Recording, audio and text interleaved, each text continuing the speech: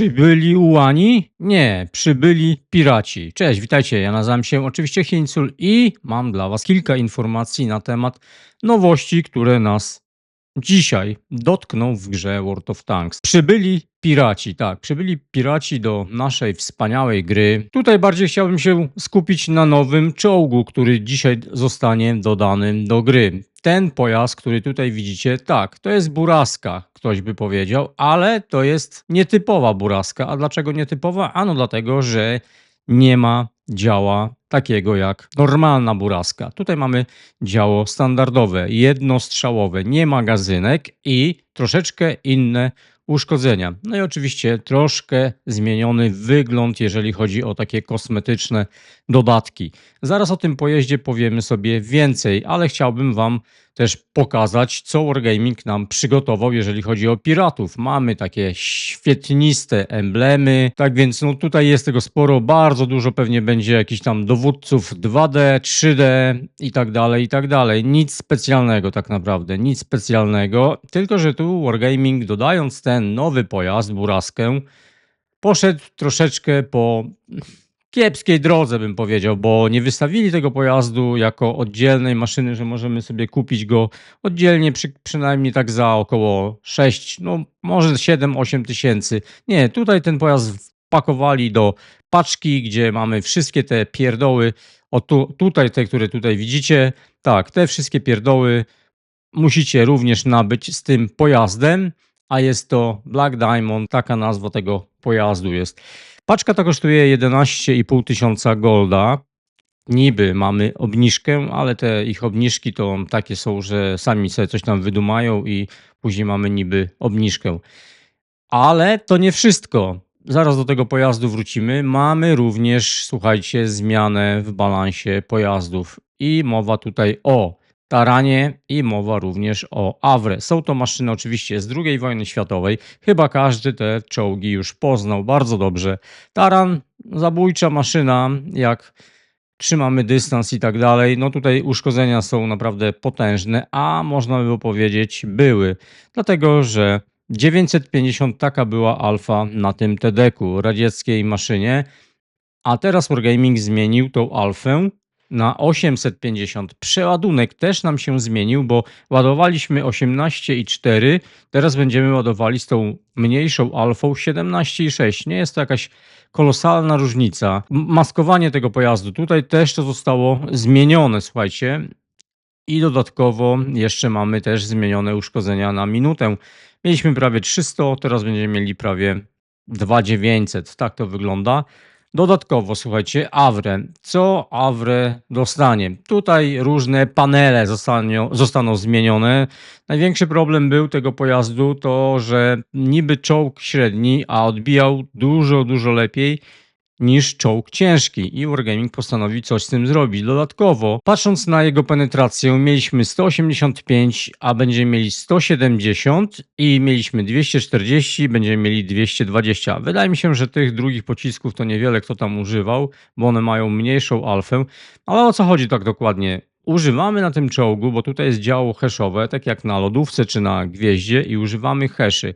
I czy zabierając te 15 mm penetracji, czy to coś zmieni? Mi się wydaje, że raczej nie bardzo, dlatego że i tak nie ma znaczenia dla nas pancerz przeciwnika, i tak nie ma zbytniego znaczenia ta penetracja, bo są to pociski hash, tak? Tak więc tak mniej więcej jakbyśmy używali burzaków. Coś tam zadamy, a to wszystko zależy ile zadamy od RNG. Tak, od losowych uszkodzeń. Tak jak wczoraj grałem, nie wiem czym ja Avre grałem, chyba Avre, gdzie tam zadałem naprawdę śmieszne, nie, lodówką chyba grałem dzień wcześniej, zadałem chyba 64. Takie uszkodzenia zadałem właśnie przeciwnikowi, gdzie był totalnie miękkim pojazdem. Tak więc no to jest śmieszne. Jeżeli chodzi o te działa, tu Wargaming zaczyna tak mieszać, że nie jesteśmy pewni, czy patrząc na te nasze parametry, gdzie mamy podane średnie uszkodzenia, przykładowo 1400, a zadajemy 64, czy jest sens w ogóle grania tymi pojazdami? Kiedyś to była norma, jak wyjechała gwiazda, jak przydzwoniła w pojazd, no to ten pojazd czuł, ale nie zadawaliśmy kurczę takich śmiesznych uszkodzeń 64 albo na przykład 25, no bo czasami też takie strzały się zdarzają.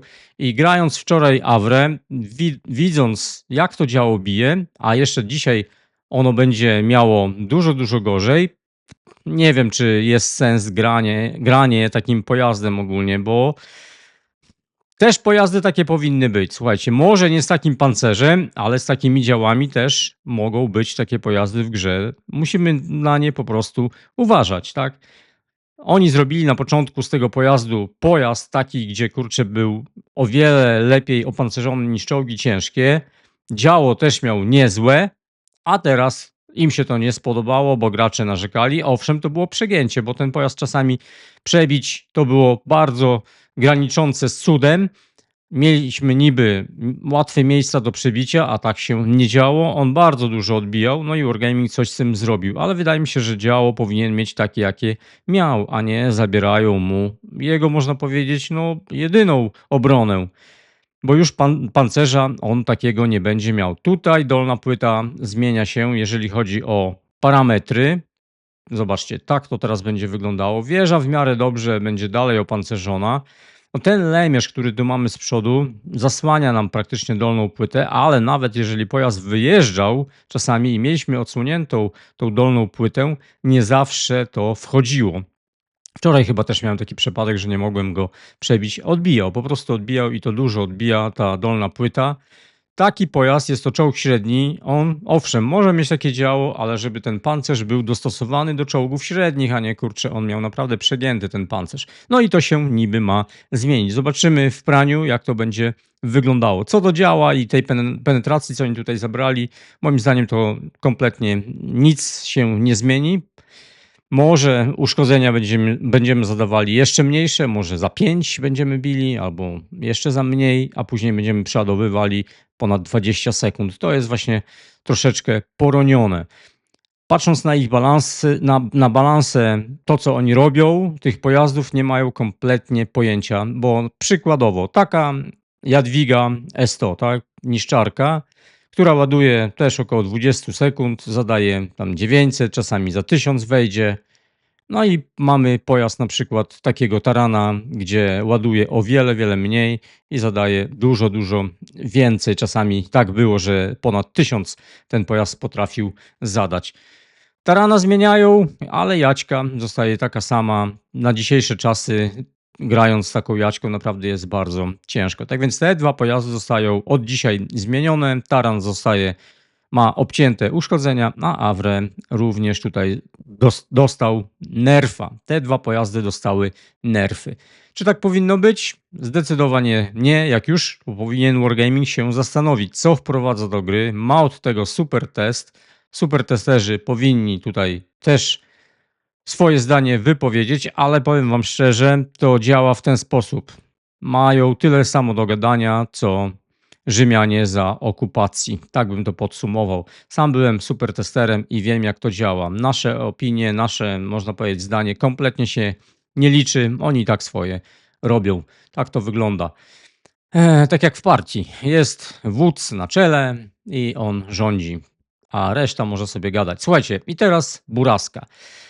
Ten nowy pojazd. Tutaj mamy starą Buraskę. Co tutaj nam się może nie zgadzać w porównaniu do nowego pojazdu? Penetracja. Na starej Burasce mamy 190 i 240. Jak na ósemkę, na dzisiejsze czasy jest to mała wartość, ale to nie chodzi o to, żeby tym pojazdem stanąć z przodu i bić czołgi ciężkie centralnie, gdzie tylko chcemy.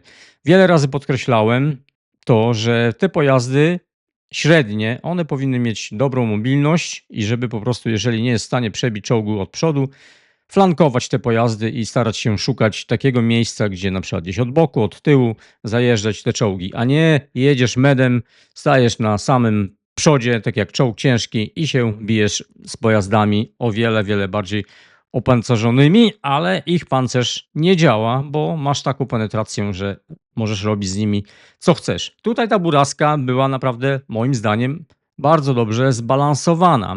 Jest to trudna maszyna, nie każdy w niej się odnajdzie i ten pojazd naprawdę wymagał sporo doświadczenia, żeby nim grać. Musieliśmy szukać dobrych miejscówek i tak dalej, i tak dalej.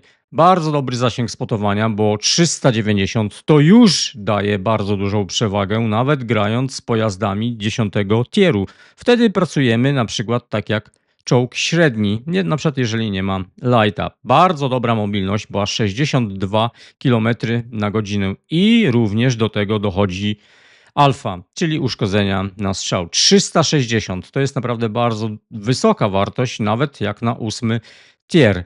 Dodatkowo mieliśmy tutaj dwa pociski, czyli jeżeli dobrze nam polosowało, byliśmy w stanie zadać ponad 700 uszkodzeń. Tak więc tak to wygląda. A Wargaming wprowadza nową buraskę. I teraz pytanie powstaje, czy są aż tak chytrzy na pieniądze, czy nie mają tych pieniędzy, bo nie ma już wielu graczy. Wielu graczy jest sfrustrowanych tym, co się dzieje w grze. No i po prostu olewają ten tytuł.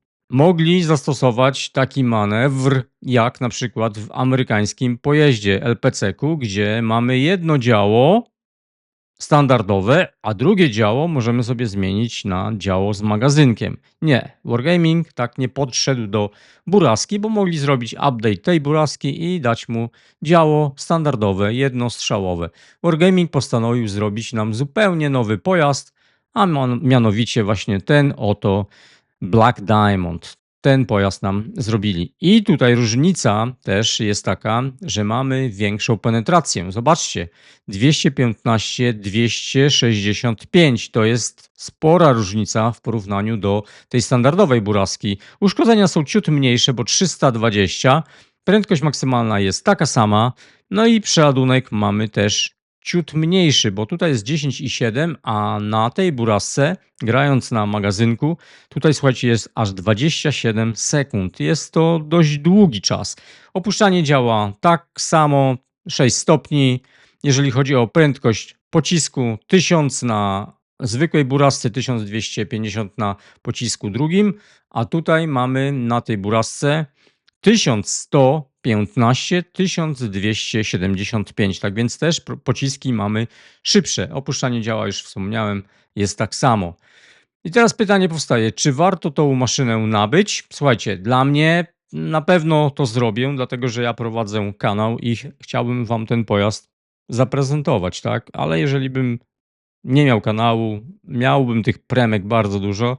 Już mówiłem w ostatnim materiale, że to jest takie zamknięte koło. Wargaming nic nowego nam nie wprowadza zbytnio, tylko dodaje premki, no i każdy już jest znudzony tym tytułem i nawet spróbować tą nową maszynę, żeby zobaczyć, jak tym się gra, co tutaj jest nowego. Każdy jest ciekawy i wydaje mi się, że no, gracze raczej w ten sposób myślą i nabywają te pojazdy. To jest taka nowość według WG, że gracz powinien być zadowolony, a to jest zamknięte koło, bo zadajcie sobie pytanie, ile macie czołgów premium w garażu i ile jeszcze byście chcieli mieć.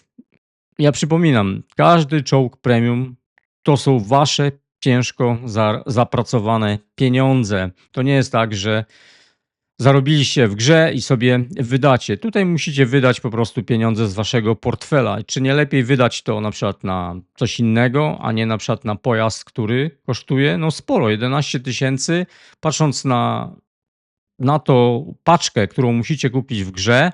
Jeżeli ktoś nie zna tańszych dostępów do złota, no to musi wydać te 40, powiedzmy 8 euro, tak jak w moim przypadku, tak? 12 tysięcy paczka golda kosztuje, patrząc na grę, no to muszę kupić tą paczkę 12 tysięcy golda. Koszt to jest około 48, 5 euro, coś takiego.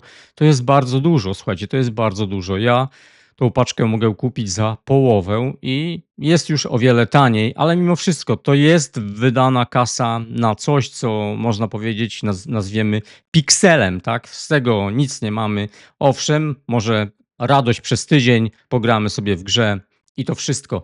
To jest, słuchajcie, moje zdanie, tak?